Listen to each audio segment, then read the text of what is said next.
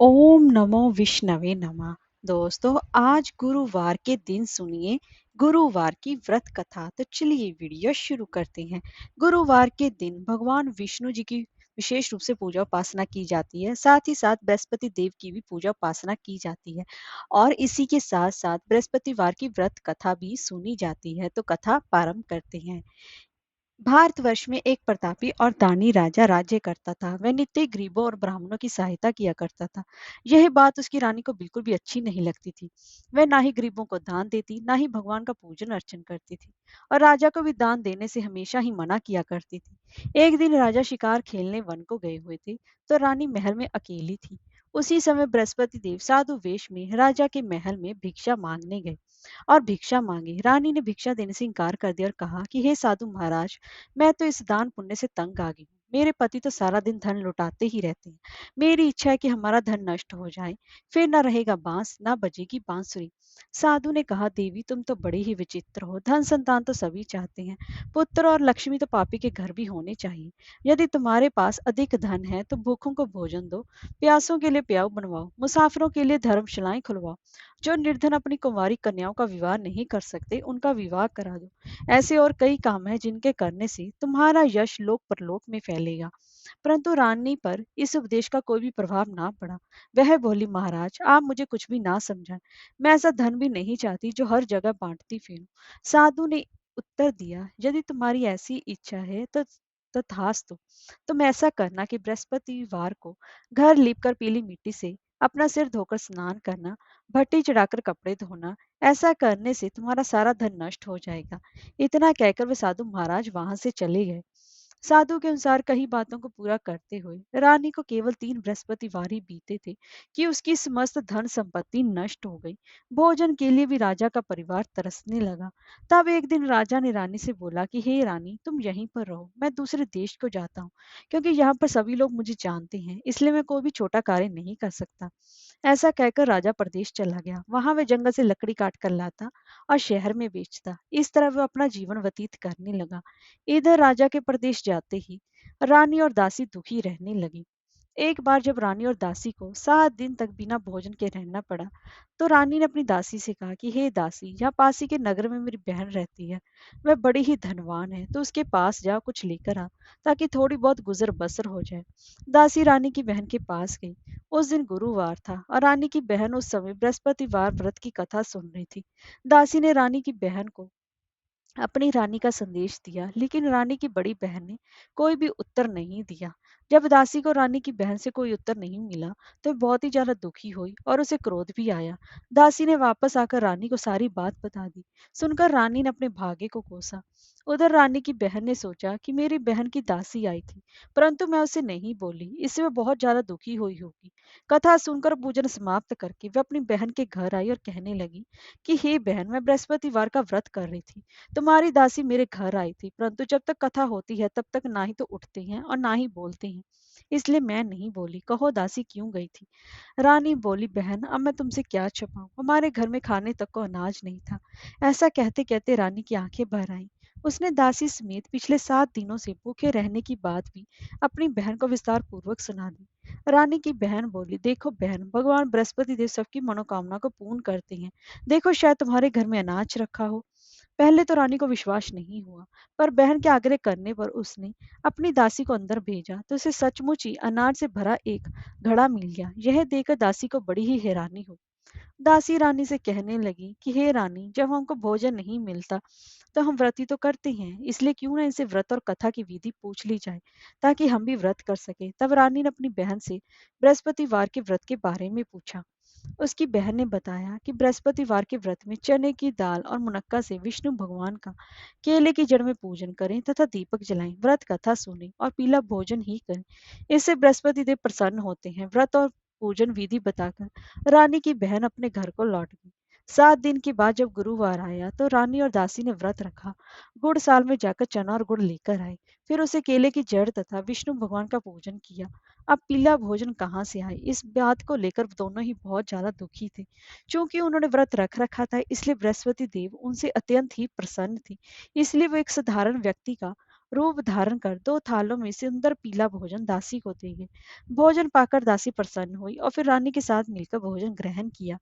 उसके बाद वे सभी गुरुवार को व्रत और पूजन करने लगी। बृहस्पति भगवान की कृपा से उसके पास फिर से धन संपत्ति आ गई, परंतु रानी फिर से पहले की तरह ही आलस्य करने लगी। तब दासी बोली, देखो रानी, तुम पहले भी इस प्रकार आलस्य करती थी, तुम्हें धन को रखने में कष्ट होता था, इसी कारण सभी धन नष्ट हो गया, और अब जब भगवान बृहस्पति देव की कृपा से धन मिला है तो तुम्हें फिर से आलस्य होता है। रानी को समझाते दासी कहती है कि बड़ी मुसीबतों के बाद हमने ये धन पाया है, इसीलिए हमें दान पुण्य करना चाहिए, भूखे मनुष्यों को भोजन कराना चाहिए और धन को शुभ कार्यों में खर्च करना चाहिए, जिससे कि तुम्हारे कुल का यश बढ़ेगा, स्वर्ग की प्राप्ति होगी और पितर भी प्रसन्न होंगे।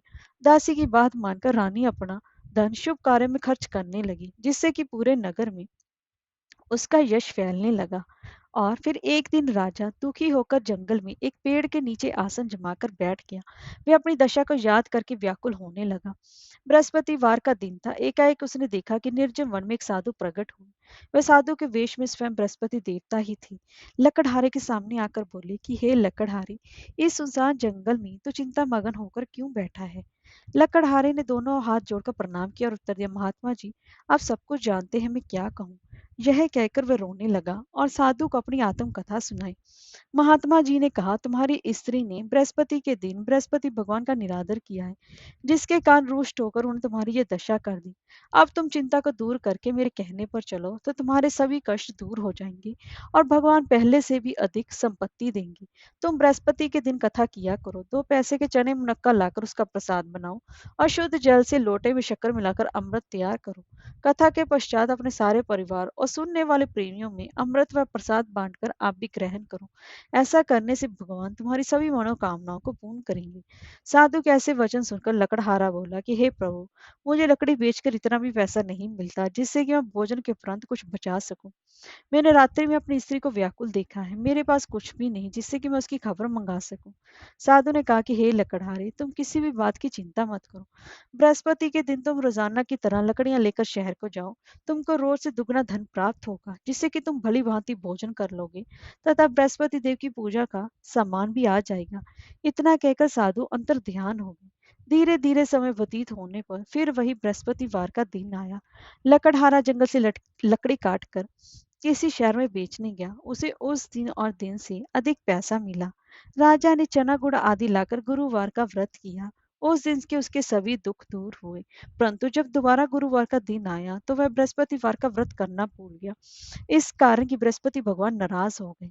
उस दिन उस नगर के राजा ने विशाल यज्ञ का आयोजन किया था तथा शहर में ये घोषणा करा दी कि कोई भी मनुष्य अपने घर में भोजन न बनावे, ना ही आग जलावे, समस्त जनता मेरे यहाँ भोजन करने आवे। इस आज्ञा को जो न मानेगा उसे फांसी की सजा दी जाएगी। इस तरह की घोषणा संपूर्ण नगर में करवा दी गई। राजा की आज्ञा अनुसार शहर के सभी लोग भोजन करने गए, लेकिन लकड़हारा कुछ देर से पहुंचा, इसलिए राजा उसको अपने साथ घर लिवा ले गए और ले जाकर उसको भोजन करा ही रहे थे कि तो रानी की दृष्टि उस खूंटी पर पड़ी जिस पर कि उसका हार लटका हुआ था। वह वहां पर दिखाई नहीं दिया। रानी ने निश्चय किया, मेरा हार इस मनुष्य ने चुरा लिया है। उसी समय सिपाहियों को बुलाकर उसको कारागार में डलवा दिया। जब लकड़हारा कारागार में पड़ गया और बहुत दुखी होकर विचार करने लगा कि ना जाने कौन से पूर्व जन्म के कर्म से मुझे ये दुख प्राप्त हुआ है, और उसी साधु को याद करने लगा जो कि उसे जंगल में मिला था। उसी समय तत्काल बृहस्पति देव साधु के रूप में प्रकट हुए और उसकी दशा को देखकर कहने लगे, अरे मूर्ख, तूने बृहस्पति देव की कथा नहीं करी, इसी कारण तुझे दुख प्राप्त हुआ है। अब चिंता मत कर, बृहस्पतिवार के दिन कारागार के दरवाजे पर तुझे 4 पैसे पड़े मिलेंगे, उनसे तू बृहस्पति देव की पूजा करना, तेरे सभी कष्ट दूर हो जाएंगे।